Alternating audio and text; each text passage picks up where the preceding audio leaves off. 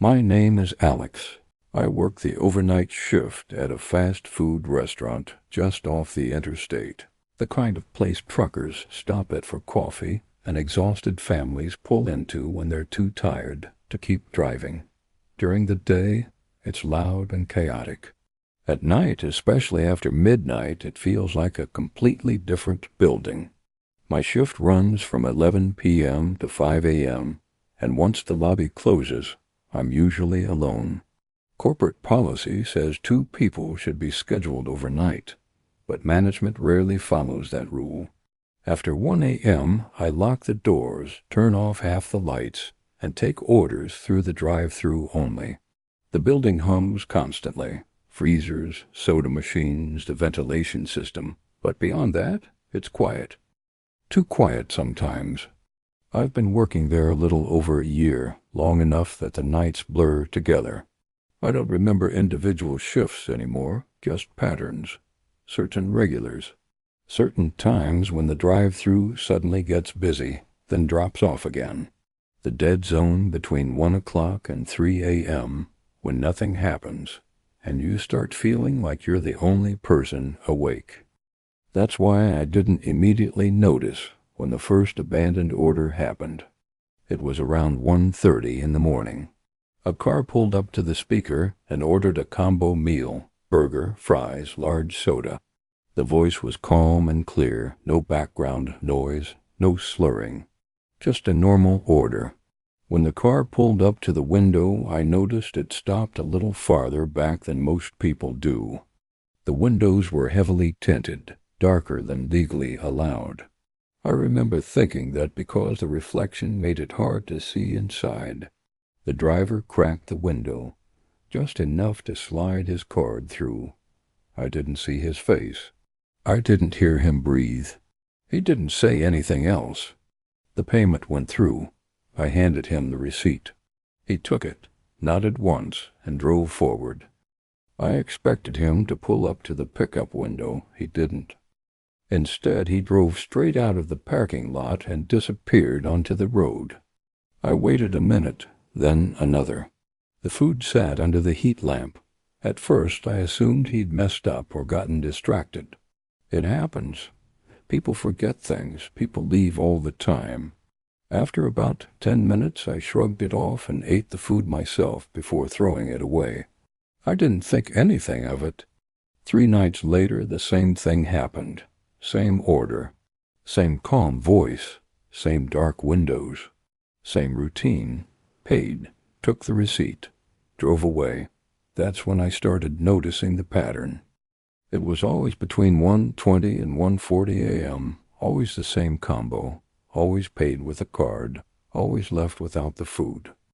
I never saw his face. By the 4th time, I joked to myself that someone out there was intentionally buying me dinner. It felt strange, but not threatening. If anything, it was mildly comforting, like a weird routine I'd stumbled into. Then one night, something changed.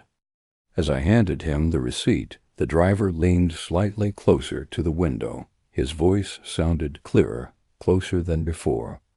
"Make sure you keep the extra receipt this time, Alex." I felt my stomach drop instantly. I don't wear a name tag on overnight shifts. I never give customers my name. No one else was in the building. I stood there staring at the dark glass, trying to see his face through the tint. I asked him how he knew my name. There was no response. The car pulled away like it always did. I stood there longer than I should have, my hand still resting on the counter. When I went back to the register, another receipt printed automatically, something I didn't remember happening before. On the back of it, written in pen, were 4 words.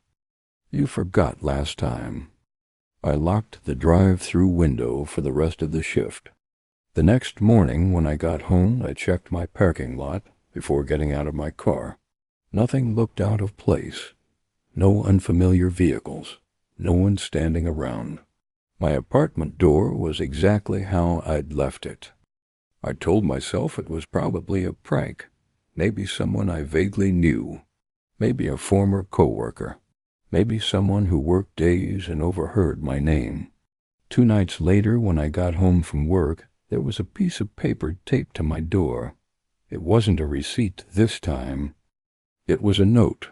It said, "You have 2 days." I called the police. They came, took photos, and asked questions I couldn't answer. I didn't have a description. I didn't have a plate number. The cameras at work conveniently glitched during overnight hours, something I'd complained about before. They told me to be careful and to call again if anything else happened. Nothing did, not right away. 2 days later, after my shift, I found another receipt tucked into the frame of my door. Same handwriting, same ink. It said, "You're late." I never went back to that job. Sometimes when I'm awake around 1:30 in the morning, I swear I hear the drive-through speaker crackle.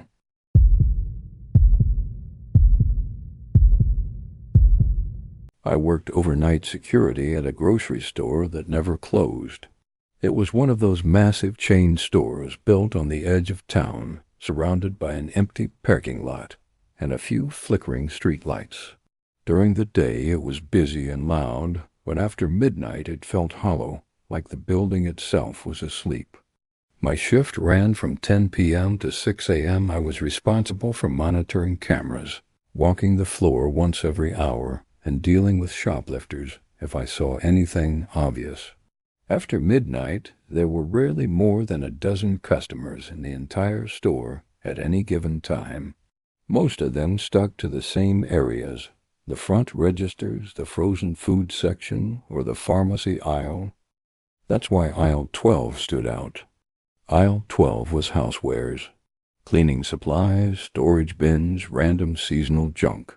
Nobody ever spent long there, especially not in the middle of the night. Around 2 a.m. on a Tuesday, I noticed someone on the camera feed standing in aisle 12. He wasn't moving. He wasn't pushing a cart. He was just standing there, facing the shelves. At first, I assumed he was reading labels or comparing prices. Some people do that. I watched for a minute, then 2. He didn't pick anything up. I grabbed my radio and headed out onto the floor to check on him. By the time I reached aisle 12, it was empty. No cart, no person, nothing disturbed. I figured he'd moved on while I was walking over. I continued my round and went back to the security office. About an hour later, the motion sensor for aisle 12 triggered again. Same man, same spot. This time I zoomed in on the camera feed. He looked average, medium height, dark jacket, jeans. His face was angled slightly downward, like he was looking at something on the shelf, but I couldn't tell what. The resolution wasn't great. I waited, watching closely. After a few minutes, he turned and walked out of frame. I checked the neighboring cameras to see where he went. Nothing. He didn't appear in any adjacent aisle. He didn't head toward the registers. He didn't exit the store. It was like he'd just stopped existing the moment he left the camera's view. That bothered me more than I wanted to admit. Still, I told myself it was probably just a blind spot. Old building. Bad angles. But it kept happening. Every hour, like clockwork, aisle 12 would trigger motion. And every time it was the same man, standing in the same place, doing the same thing. Never shopping, never moving much. Just standing. And every time I went to check in person, the aisle was empty. Around 4 a.m., I decided to change my approach. Instead of walking the rest of the store and then checking aisle 12, I went straight there and waited. I stood near the end of the aisle, pretending to scroll through my phone. The lights above buzzed faintly. The store was completely silent except for the distant hum of refrigeration units. I waited. Nothing happened. No footsteps, no movement, no sound. After a few minutes, I shrugged and started to leave. That's when I heard footsteps behind me. They were slow, deliberate, too close. I turned around. The aisle was empty. Every shelf was exactly the same as it had been moments before. No cart, no person, no sign that anyone had been there. I felt stupid standing there alone, my heart racing over nothing. I finished my round and went back to the office, trying to laugh it off. Later that morning, curiosity got the better of me, and I pulled up the footage from earlier. I watched myself walk into aisle 12 and stand there, scrolling on my phone. But just seconds before I entered the aisle, the man was already there, standing exactly where I'd been. When I stepped into frame, he wasn't there anymore. It was like we had switched places. I reported it to my supervisor later that morning. He brushed it off, said cameras glitch all the time, and told me not to worry about it unless the guy caused trouble. The next night, aisle 12 was blocked off with yellow caution tape.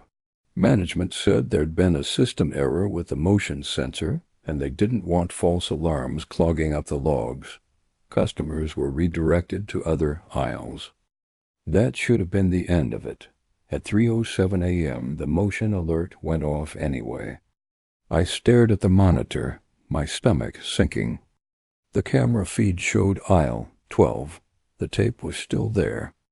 And behind it, standing just out of reach, was the man. He wasn't facing the shelves this time. He was facing the camera. He stood perfectly still, staring directly into the lens. Even with the low resolution, I could tell his eyes were open wide, unblinking. I didn't leave the office. I locked the door and watched the feed until my shift ended. When I came in the next night, aisle 12 was completely gone from the camera system. The monitor skipped from 11 to 13 like it had never existed. I asked management about it. They told me aisle 12 had been removed from the floor plan years ago. They asked me why I kept bringing it up. I quit 2 days later. A week after that, I stopped at the store during the day to grab groceries. I walked past where aisle 12 used to be. There was a blank wall there, no shelves, no tape. Just a clean, empty stretch of floor. And for a moment I thought I saw my reflection staring back at me from the security camera dome above.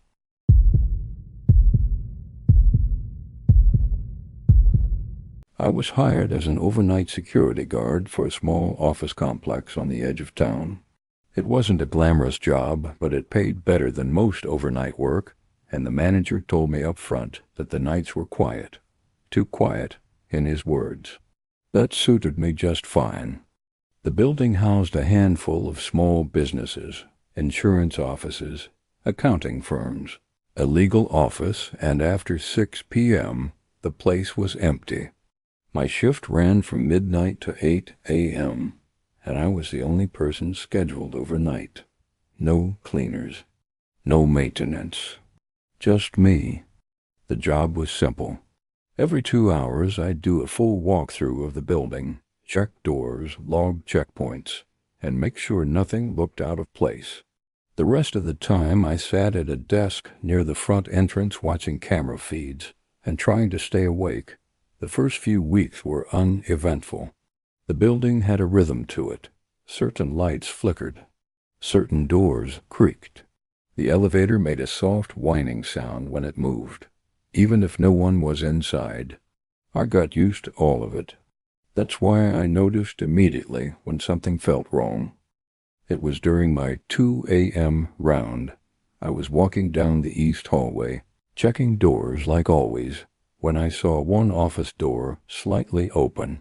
It wasn't wide open, just cracked enough that the light from the hallway spilled into the room. That had never happened before. All the offices were supposed to be locked after hours, and I'd checked that same door less than 2 hours earlier. I stood there for a moment, listening. The building was silent. I pushed the door open and stepped inside. The office looked untouched, desk clean, computer off, chairs neatly tucked in.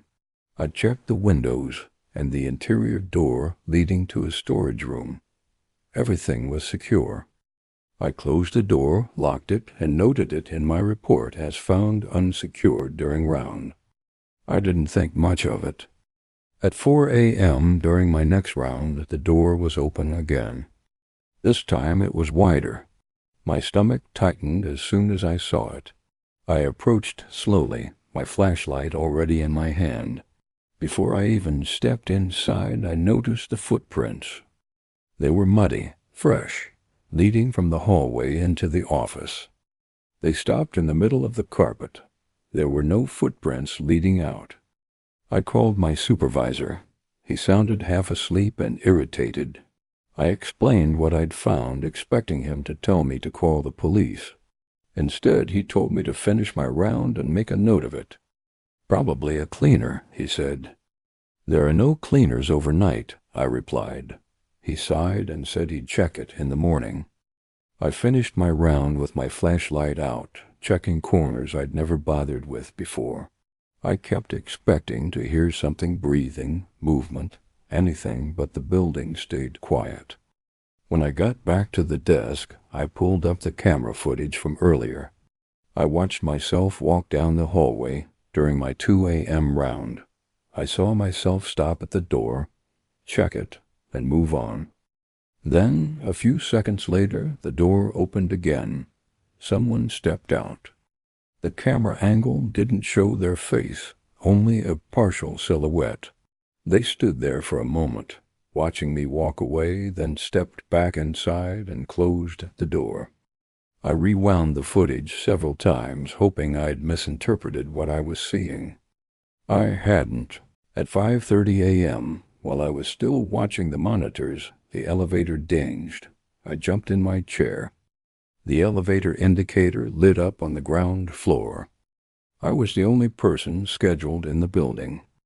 I grabbed my radio and stood up slowly, listening. The elevator doors didn't open. They just stayed closed, the indicator glowing faintly.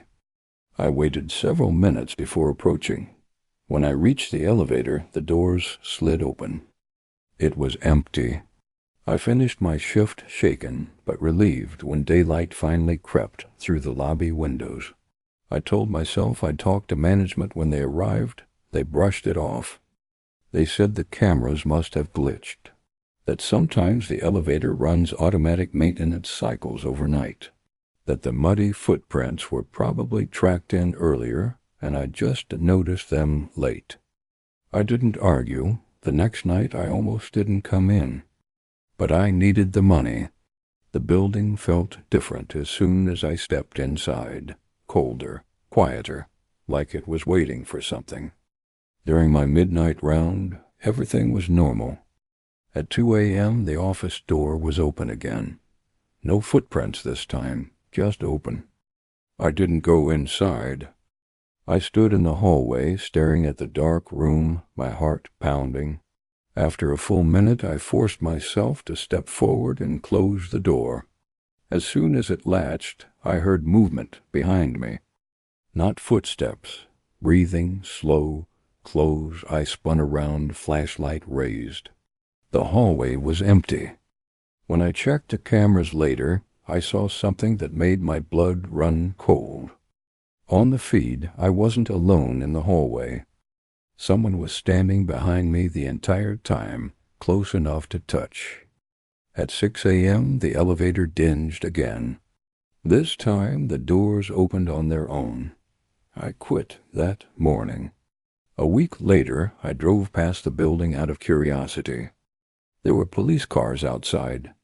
The news said a man had been found dead in one of the offices. No sign of forced entry. They never released the time of death, but the office was the same one. The one with the door that wouldn't stay closed.